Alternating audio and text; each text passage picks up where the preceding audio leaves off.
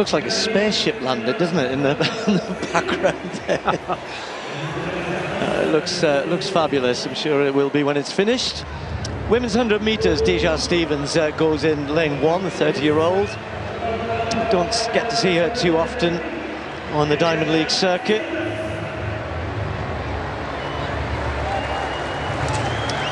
Bri Rizzo, the Australian, and like the South Africans, already had a big season, equalled her personal best in Perth at the Australian Championships, where she finished 3rd. And again, a couple of Americans we don't see loads of necessarily, but Cambrea, Sturgis, it's going to be in lane 3, is in pretty good form, 10.98. That's her quickest for 3 years. That was in the States earlier this month. And then Celer Barnes had a great indoor season last year. She was actually 3rd in the Diamond League in Doha at the beginning of last season, looking to get the Diamond League season off to a good start here. Won the national championships at 60 meters indoors, so no doubt Barnes will get out quickly. Not sure what to expect from Shericka Jackson, the great.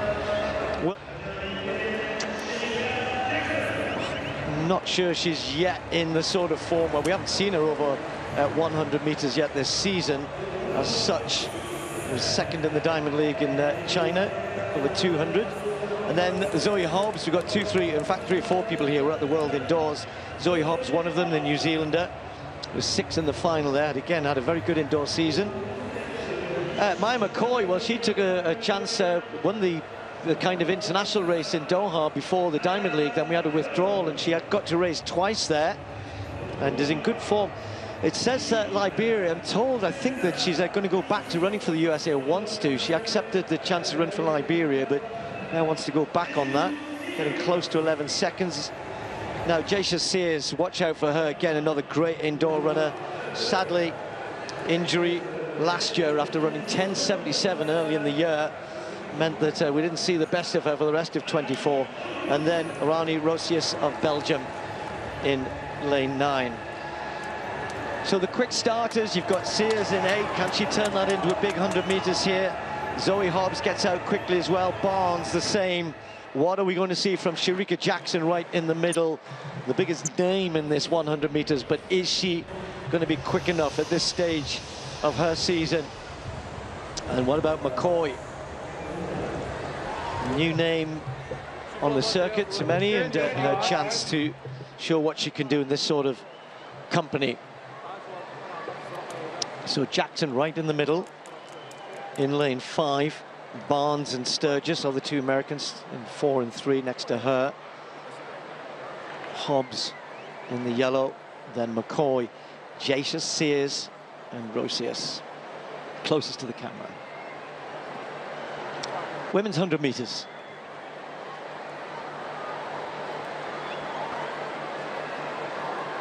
Sir. Oh, a really good start from Barnes, and Sturgis got away quickly as well, and these two with half yard, although Barnes is beginning to go back. Shericka Jackson coming through the middle. Jada Sears is going to be close as well. It's going to be tight on the line. Jackson might just get there. She does. Mckoy storms through for 2nd.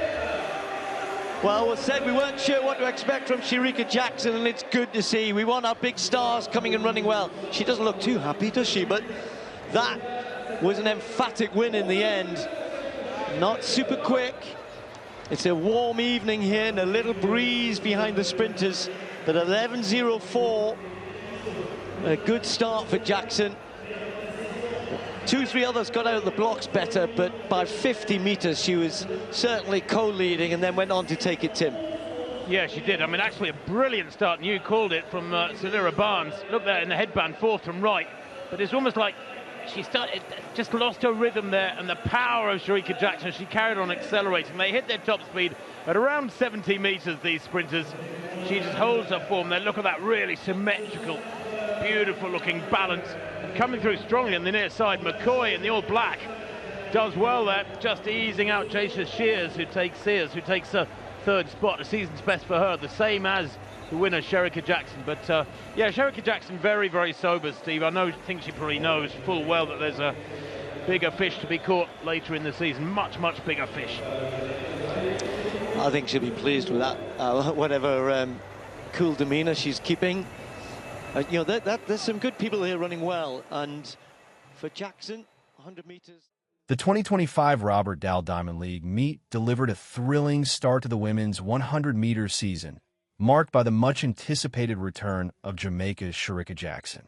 After a frustrating 2024 campaign that saw her sidelined by injury and unable to compete in the Paris Olympics, Jackson made a powerful statement in her comeback race. Although she admitted to still searching for her peak form, her experience, strength, and race composure were enough to secure a confident victory in a highly competitive field. The lineup featured a blend of seasoned sprinters and rising talents.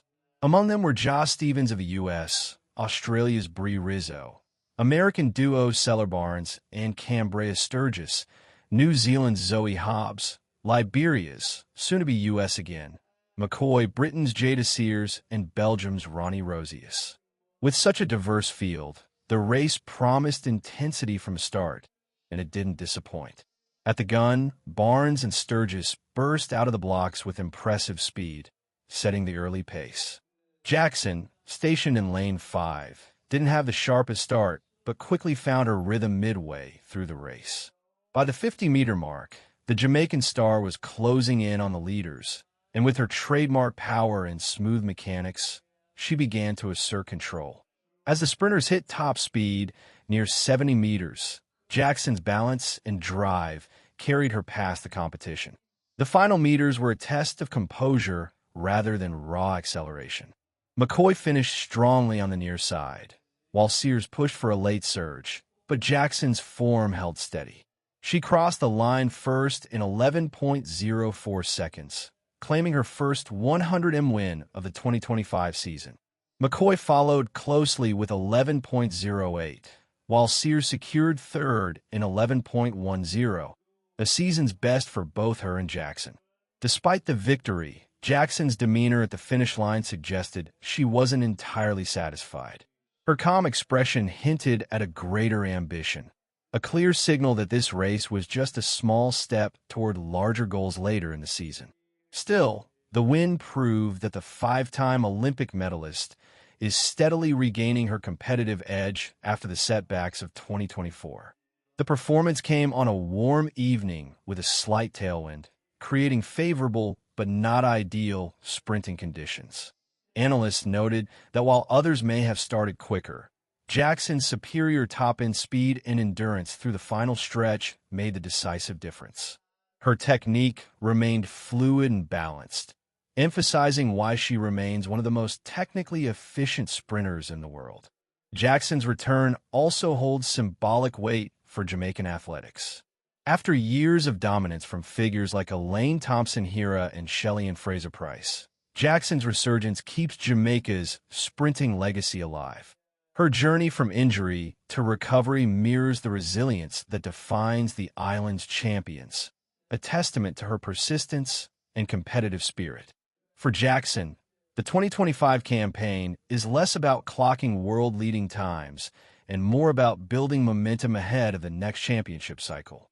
With her confidence restored and her stride returning, this victory signals the beginning of a steady comeback.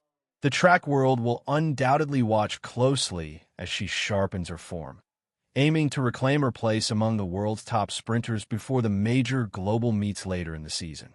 Ultimately, the Robert Dal Diamond League served as both a reminder and a promise. Shericka Jackson is back on track, and the best may yet be to come.